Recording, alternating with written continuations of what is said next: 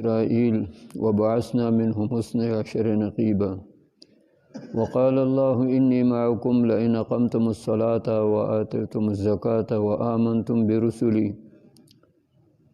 وعزرتموهم وأقرضتم الله قرضا حسنا لأكفرن عنكم سيئاتكم ولأدخلنكم جنات تجري من تحتها الأنهار فمن كفر بعد ذلك منكم فقد ضل سواء السبيل صدق الله العظيم. دې آیات کریمه کې الله تبارک وتعالی بنی اسرائیلونه یو عهد اغاغستی دی. د دې عهد اغستلو دا مطلب نه چې دا چرته الله جرګه کړي او دا چرته جدا کېنولي یا دو سره چرته معاهده کړي.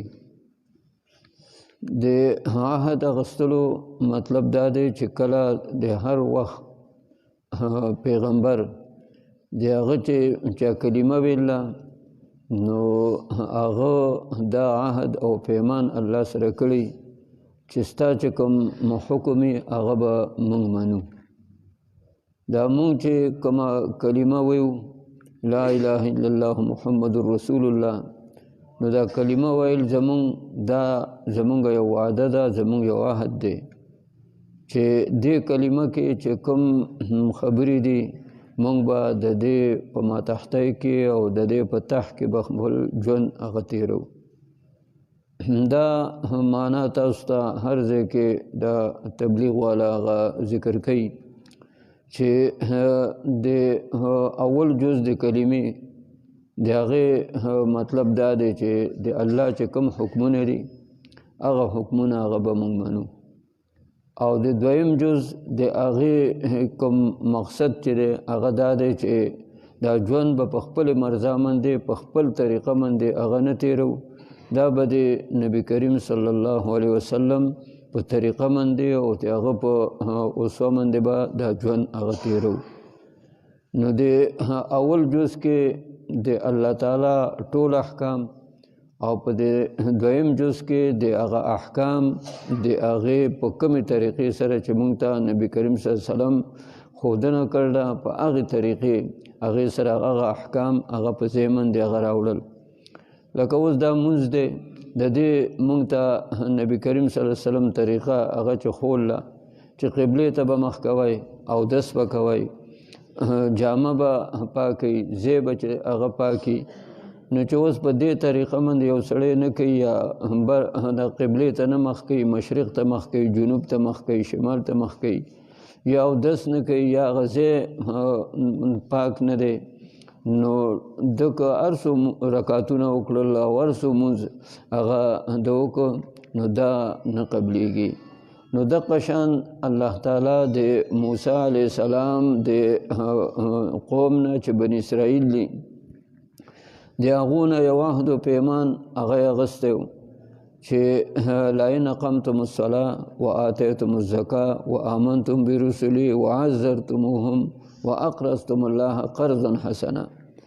که تاسو زما په پیغمبرانو باندې ایمان هغه راوړئ، د دغه وخت سره یو پیغمبر به په وخت کې نو هغه به ډېرو، داسې به و چې په یو ښار کې په هغې کې به 10 او داسې پیغمبران هغه به و.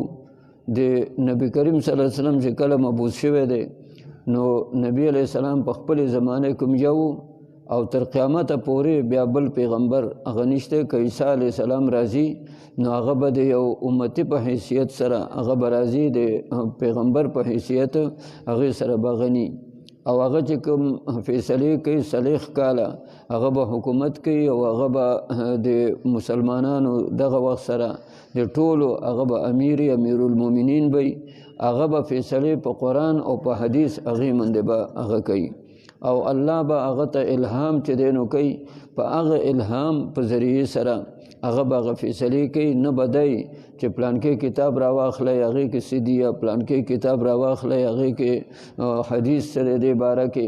الله تعالی به هغه ته الهامات هغه کوي د دې شریعت او د دې دین مطابق.